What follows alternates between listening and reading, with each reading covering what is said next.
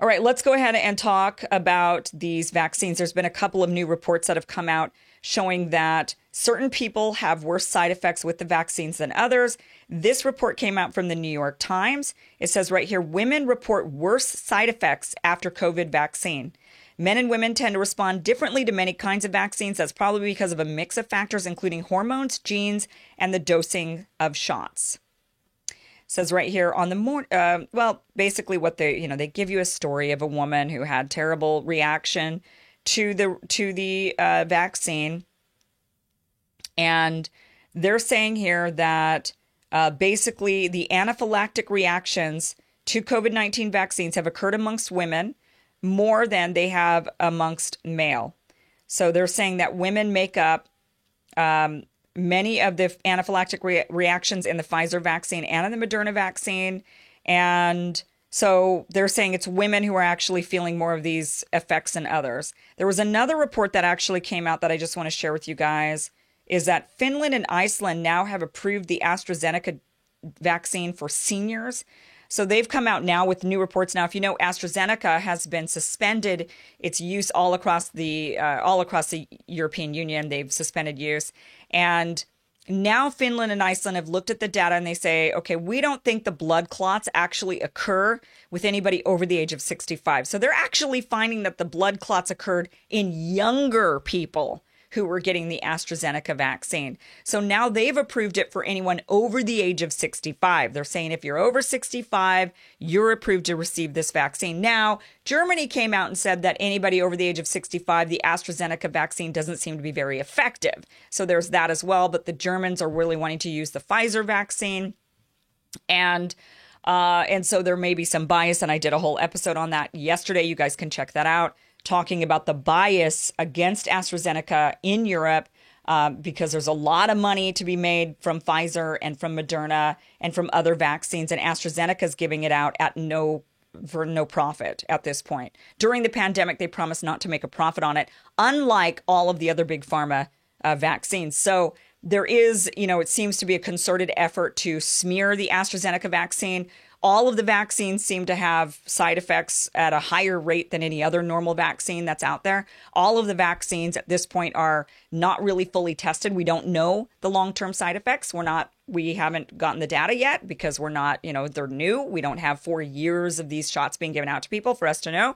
So it does seem like AstraZeneca itself was unfairly targeted when we know, like here in the United States, the Pfizer and the Moderna vaccines, which we don't have the AstraZeneca vaccine here in the United States. We know that the Pfizer and the Moderna ones have some significant side effects for a lot of people. 1 in 3,500 so far have been, according to some data, have reported having the facial paralysis. 1 in 700 seem to have a very severe reaction to it. And 1 in 50,000 seems to die from the vaccine at this point. We don't know, they seem to have died shortly after taking the vaccine. We don't know if it's correlated. That's how they're phrasing it. So that is much higher than a typical vaccine like the flu. It's 1 in a million that would potentially die from a vaccine like that, from an adverse reaction.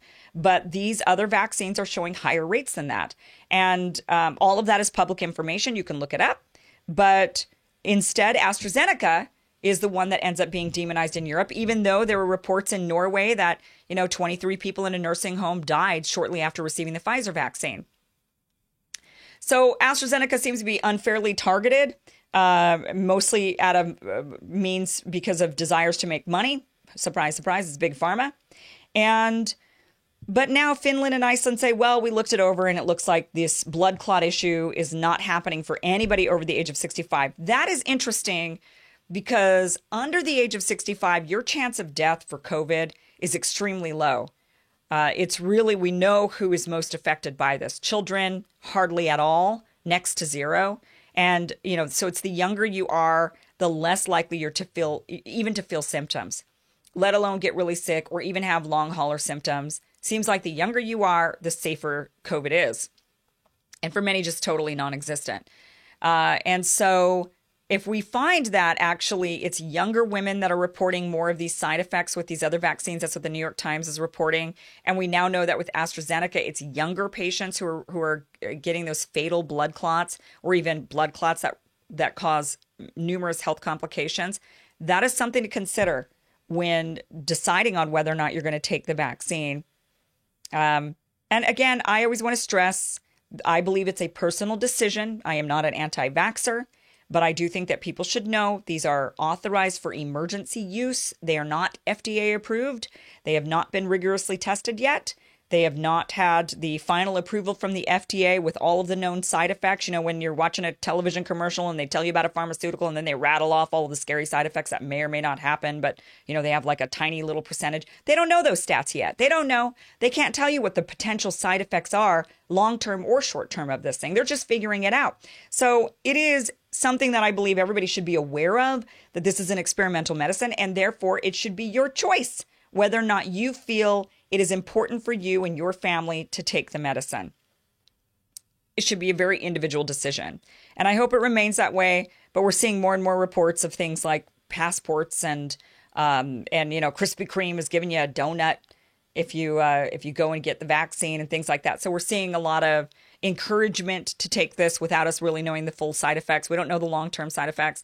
And we're seeing a lot of talk about potentially making them mandatory in some way, shape, or form. And that's, to me, very scary, especially when we get these reports coming out showing that, you know, look, this is scary for younger people, but seems for seniors, it's okay. You know, or women have a higher rate. Well, what else do they not know? We don't know. We're going to find out the reports as things go along. And that's scary. And we'll find out. So that's what's going on there. All right, guys. Thank you so much for joining me. Thank you so much for watching. I appreciate it. Remember, tomorrow is my birthday show.